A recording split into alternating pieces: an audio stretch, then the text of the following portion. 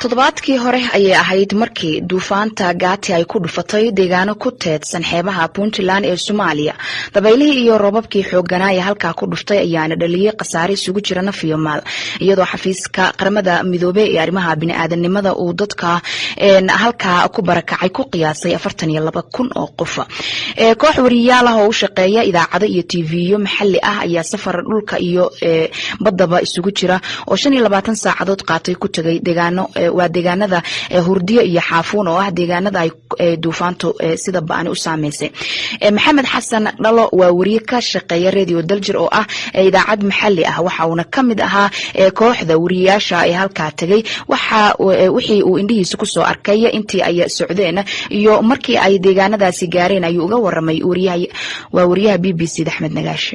meesha la yiraahdo Boosaaso aanu ka tagnay 12 duurnimo waxaanu tagnay Xaafuun 24 saac waliba 25 saac markii aanu soconaynay ayaanu tagnay. Arrintaasi waxa sababay sida naloo sheegay darawalada deegaanku ay noo sheegeen iyo dadka kale ee jidkan aqoonaa in jidadkii ay go'an yihiin oo markii hore dhul dhow oo 10 saac ilaa 8 saac la socon jiray Xaafuun iyo Boosaaso loo kala mari jiray, laakiin masaafo dheer oo la soo jarayo darteed ayaa sababtay in intaas la waxaa intaasi dheer in kuwa ruuxooda la door biday ee la aadayo ay go'an yihiin oo ay dhiiri yihiin oo ay jidad inta badan aan la isticmaali jirin yihiin oo habowgu uu noo dheeraa annaga iyo rag kaleeto socodsiin aan wada soconay oo aanu hallawnay oo habeen jid adlaa seexanay. bal hadda jidadka iyo muddada aad safarka ku jirteen khasaaraha aad aragteen noo faahfaahi. intii hore ee maalinimada ahayd oo aanu soo soconay inta aanaanu soo dhaafin meesha la yiraahdo isku shuban wadada caadi bay ahayd, laakiin haddii aanu isku shuban soo dhaafnay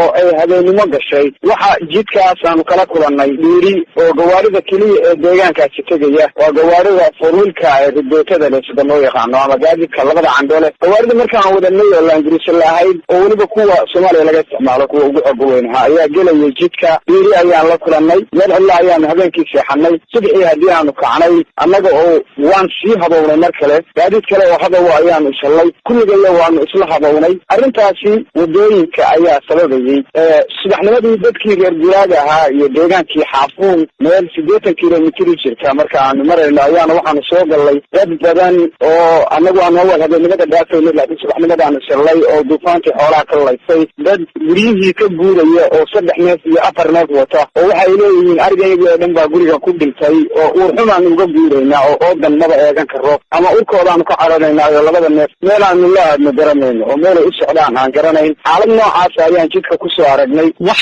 kale oo gurmad ah oo dhanka maamulka Puntland ah ama hay'adaha gargaarka ah oo socday intii aad jidka marayseen ma aragteen? socota anagu jidka oo la xiriira tiimka dawladda ismaan arag, laakiin haddii aanu nini Xaafuun waxaanu la kulannay hay'adda hadma oo hay'adda mas'uuliyadda Puntland waxa ay noo sheegeen inay wadaan xog ururin ka bacdina ay gudbin doonaan xogta ay helaan. sidaas ay noo sheegeen.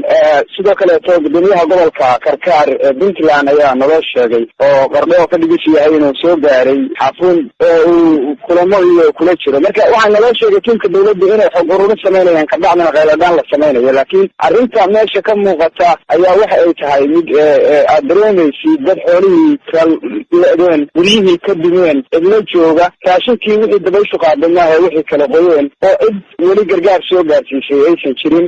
waa dareemi kartaa gaadiidkii xitaa xamuulka soo qaadi jiray haddii jeebka wax ugu jiraan ay soo gadan lahaayeen dadkii caqabada ka jiraan iyo dhiiri. waxaad gaadheen magaalada Xaafuun, markii kalena waxaad u baxdeen tuulooyinka ku hareeraysan oo aad soo marteen. khasaaraha dhismayaasha iyo guryihii gaadhay intuu leeyahay iyadu maadaama ay xeebtii ku yaalaan? nagaasha waa mahadsan tahay.